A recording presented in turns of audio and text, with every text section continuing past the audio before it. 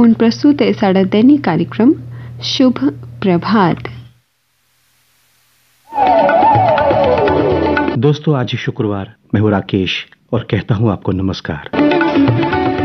भारत के रक्त रंजित इतिहास में पानीपत शहर कई ऐसी घटनाओं का गवाह रहा है जिसने भारत की आने वाली कई सदियों की तकदीर लिख दी। साल था 1526 ईस्वी। ये वही पानीपत शहर है जो गवाह बना जहीरुद्दीन मोहम्मद बाबर की जीत का।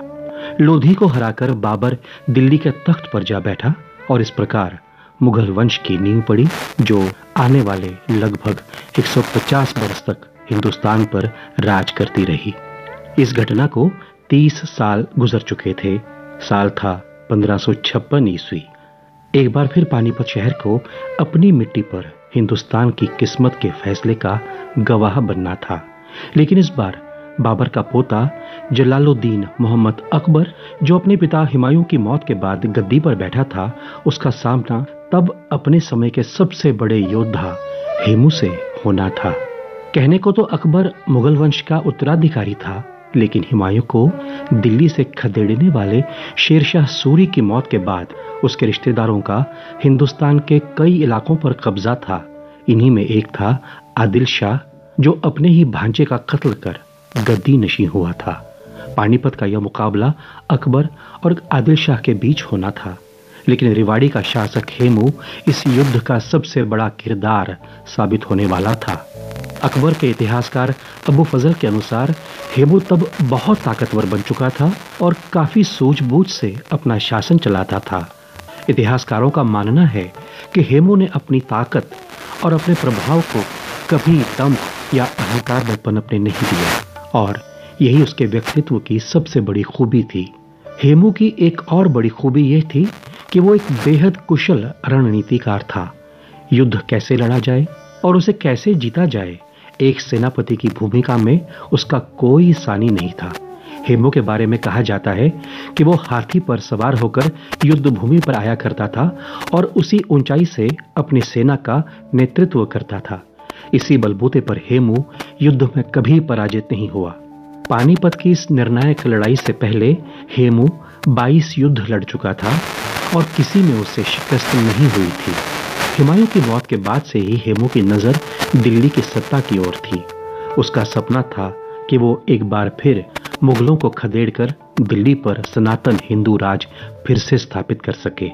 अबू फजल उसकी तारीफ में लिखता है, गौरवशाली हेमू अपने इंतहा पराक्रम को सूझबूझ से जोड़कर हमेशा दुश्मनों को मात देने की नीति पर काम करता था। भारतीय इतिहास में हेमू ने सर्वप्रथम सैनिकों के लिए वेतन व्यवस्था कायम की। उसका सपना दिल्ली पर केसरिया झंडा फहराने का था। हेमू ने सबसे पहले आगरा की ओर कूच किया। आगरा में मुगलों का गवर्नर सिकंदर खां हेमू के नाम से कांपता था।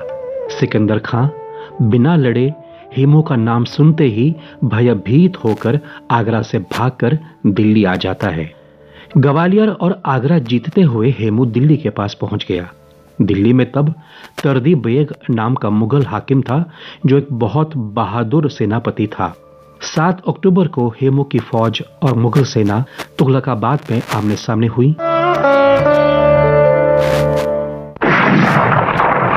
लड़ाई शुरू हुई तकरीबन 8 बजे।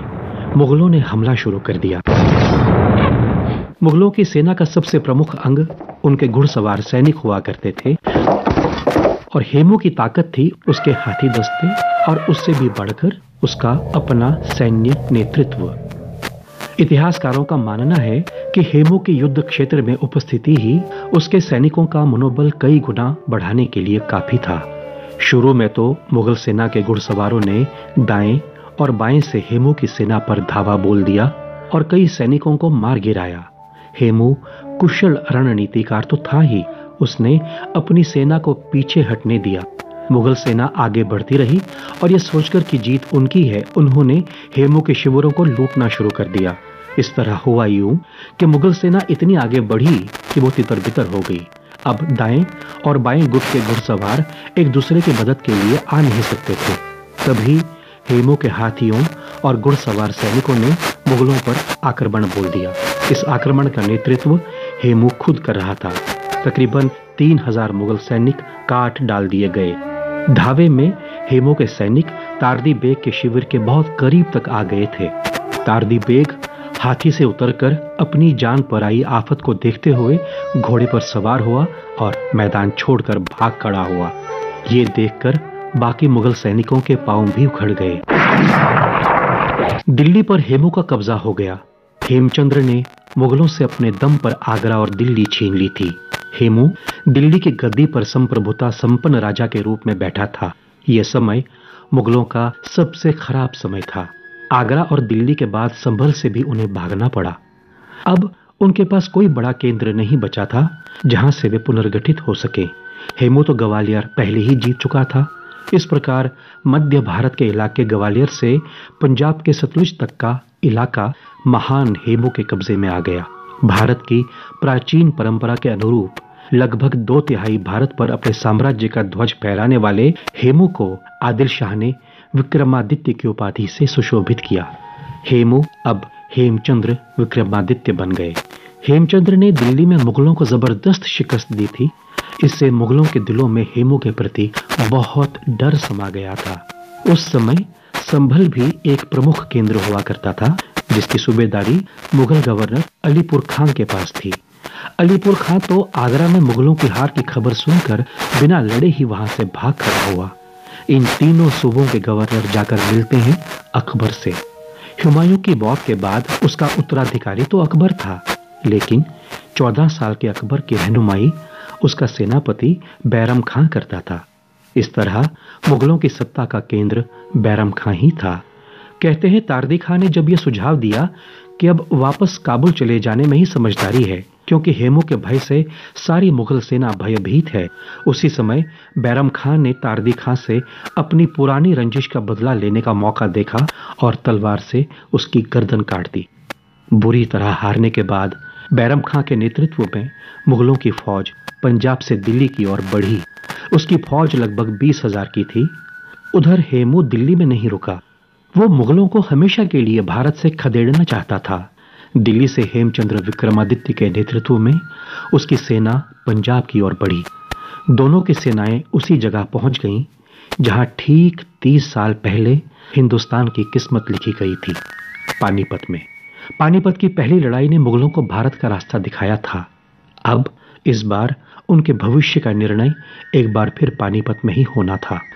हेमू तो मुगलों को भगाकर भारत का स्वर्णिम युग फिर से लाने का स्वप्न देख रहा था, लेकिन क्या एक बार उसके सपने को साकार करने के लिए उसकी किस्मत उसका साथ देगी? ये एक बड़ा सवालिया निशान था।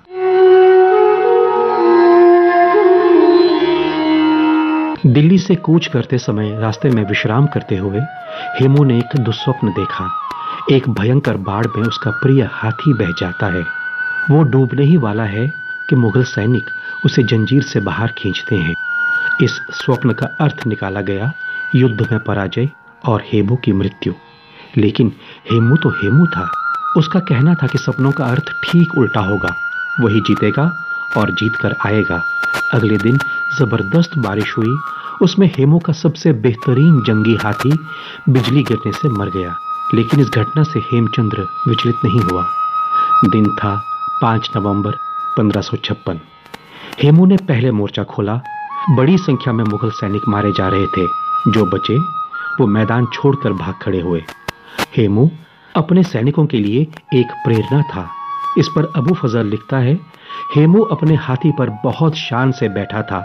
गजब की बहादुरी के साथ हेमू और उसके फौजी लड़ रहे थे। उन्होंने हमारे कई बहादुर सैनिकों को मौत के घाट उतार दिया। हेमू दिल्ली की रणनीति को यहां भी दोहरा रहा था। मुगलों के दाएं और बाएं खेमे को उसने आगे बढ़ने दिया और खुद पीछे हटता चला गया। इस तरह बीच में से उसने पीछे से मुगल सेना के मुख्य खेमे पर आक्रमण कर दिया।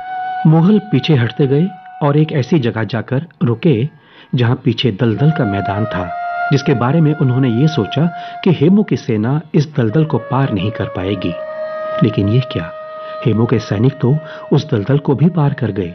अब हेमू और उसकी जीत के बीच का फासला बहुत कम रह गया था। अचानक कुछ ऐसा हुआ जिसने हिंदुस्तान की तारीख एक बार फिर से बदल दी। एक लावारिस तीर हेमू की आंख में जा लगा। उस घाव से रक्त बहने लगा और हेमू बेहोश हो गया। अपने वीर पराक्रमी राजा को यूं घायल होते देख अचानक जो सैनिक वीरता से लड़ते हुए मुगलों को खदेड़ते जा रहे थे, खुद विचलित हो गए। बेहोश हेमू को मुगलों ने पकड़ लिया। जीती हुई सेना हार गई। एक तीर ने भारत की तकदीर बदल दी।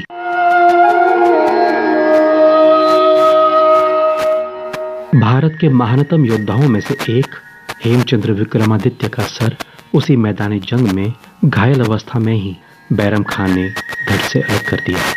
हेमू के सर को काबुल ले जाया गया और उसके शरीर को लाल किले की दीवार से लटका दिया गया। युद्ध में जो हेमू के सैनिक मारे गए थे, उनके सरों की मीनार बनाई गई।